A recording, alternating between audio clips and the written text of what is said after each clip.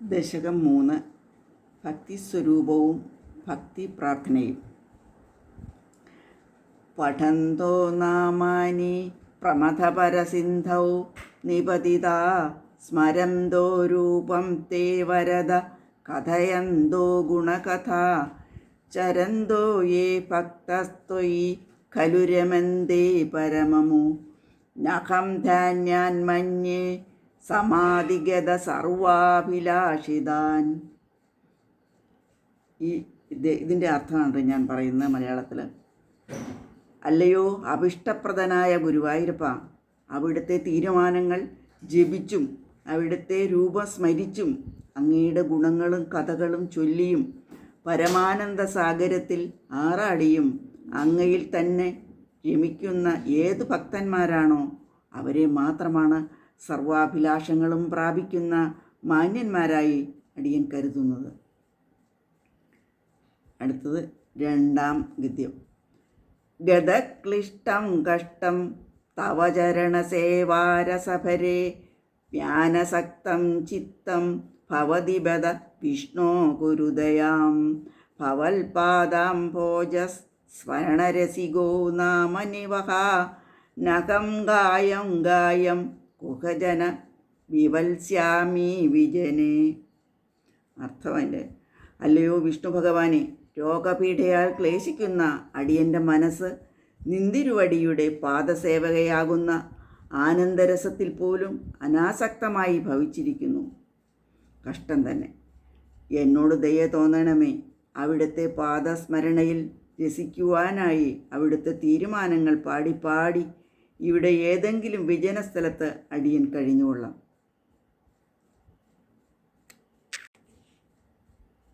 കൃപാദേജാദാചേത് കിമിവ ന കിം ലഭ്യം തനുപ്രദാം മദിയ ക്ലേശശൗഖ പ്രശമനദശാ നാമ കിയതി ന കേകാലോകേ സ്മിന്ന നിശമയീ ശോകാഭിരഹിതാ ഭവത്ഭക്ത മുക്ത സുഖഗതി സമക്ത വിധതേ. അല്ലയോ ഭഗവാനെ, അങ്ങയുടെ കൃപയുണ്ടായാൽ ദേഹികൾക്ക് എന്തു തന്നെയാണ് ലഭ്യമാകാത്തത്? എൻ്റെ ക്ലേശങ്ങളുടെ ശമനമെന്നത് എത്രയോ നിസാരം. ഈ ലോകത്ത് അവിടുത്തെ ഏതേത് ഭക്തന്മാരാണ് എല്ലായ്പ്പോഴും ദുഃഖങ്ങളൊഴിഞ്ഞ് അതുകൊണ്ട് തന്നെ ആസക്തിയല്ലാത്തവരായി സുഗതി നടത്തുന്നത്? അതിൻ്റെ അർത്ഥമാണത്. മുനിപ്രൗഢാരൂഢ ജഗതികലു ഗൂഢാത്മഗതയോ ഭവൽപാദാംഭോജ സ്മരണവിരുദ്ധോ നാരദാമുഖ ചരന്തീശാസൂര്യം സതതപരിനിർഭാതപരചിത് സദാനന്ദാദ്ഭുത പ്രസരപരിമഗ്നാ കിമാപരം. അല്ലയോ ജഗത്തിൻ്റെ നാഥനായുള്ളവനെ, ലോകത്തിൽ പ്രസിദ്ധരായ നാരദാദി മുനിശ്രേഷ്ഠന്മാർ അവിടുത്തെ പാദാംബുജ സ്മരണയാൽ ദുഃഖവിഹീനരായി ഗൂഢമായ ആത്മഗതിയുള്ളവരായി സദാ പരിശോഭിതമായ പരബ്രഹ്മ സച്ചിദാനന്ദൻ്റെ ഏകമായ പ്രസരത്തിൽ മുഴുകി സ്വൈരസഞ്ചാരം നടത്തുന്നു. ഇതിലധികം എന്താണ് വേണ്ടത്? ഭവൽ ഭക്തി സ്പീത ഭവതു മമ സൈവ പ്രശ്നമയേ ദശേഷ ക്ലേശ സൗഖ്യം ന ഖലു ഹൃദി സന്ദേഹകണിക നചിദ്വസോക്തി സവ വചനം നൈകമവോച ഭവന്മേധിത്യാരഥ്യ പുരുഷവചനപ്രായ മഖിലം.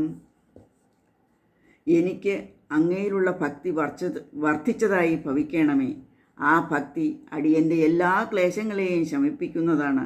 അക്കാര്യത്തിൽ എൻ്റെ ഹൃദയത്തിൽ സന്ദേഹത്തിൻ്റെ കണിക പോലുമില്ല. അങ്ങനെയല്ലെങ്കിൽ വ്യാസൻ്റെ വാക്കുകളും അങ്ങയുടെ വാക്കുകളും വേദവാക്യങ്ങളുമെല്ലാം വഴിപോക്കരുടെ വാക്കുകൾ പോലെ മിഥ്യയായി ഭവിക്കുമല്ലോ.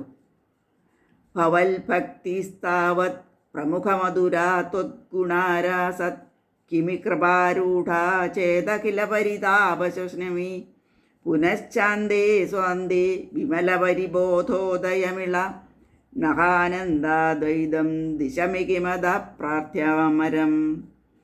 ഭഗവാനിലുള്ള ഭക്തി അങ്ങയുടെ ഗുണങ്ങളിലെ രസം നിമിത്തം ആദ്യം മുതൽക്ക് തന്നെ മധുരതരമായും കുറച്ചൊന്ന് ഉറച്ചു കഴിഞ്ഞാൽ എല്ലാ ദുഃഖങ്ങളെയും ശമിപ്പിക്കുന്നതായും അവസാനം പവിത്രമായ ജ്ഞാനോദയത്തോടുകൂടിയ ഏകമായ പരമാനന്ദത്തെ നൽകുന്നതായും ഭവിക്കുന്നു.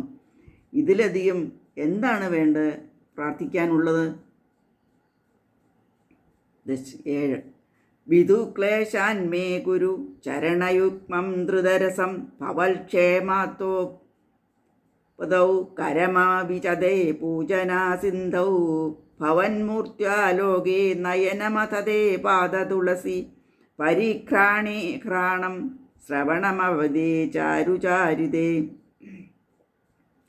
ക്ലേശങ്ങൾ ഒഴിവാക്കി എൻ്റെ കാലുകളെ അവിടുത്തെ ക്ഷേത്രത്തിൽ എത്തുന്നതിനും കൈകളെ അവിടുത്തെ പൂജാവിധികളിൽ നിർവഹിക്കുന്നതിനും കണ്ണുകളെ അവിടുത്തെ രൂപം ദർശിക്കുന്നതിനും മൂക്കിനെ അവിടുത്തെ തൃപ്പാദങ്ങളിൽ അർച്ചന ചെയ്യപ്പെട്ട തുളസിയുടെ വാസന നുകരുന്നതിനും കാതുകളെ അവിടത്തെക്കുറിച്ചുള്ള കഥകൾ കേൾപ്പിക്കുന്നതിനും പ്രാപ്തമാക്കി തരേണമേ ഗുരുവായൂരപ്പ.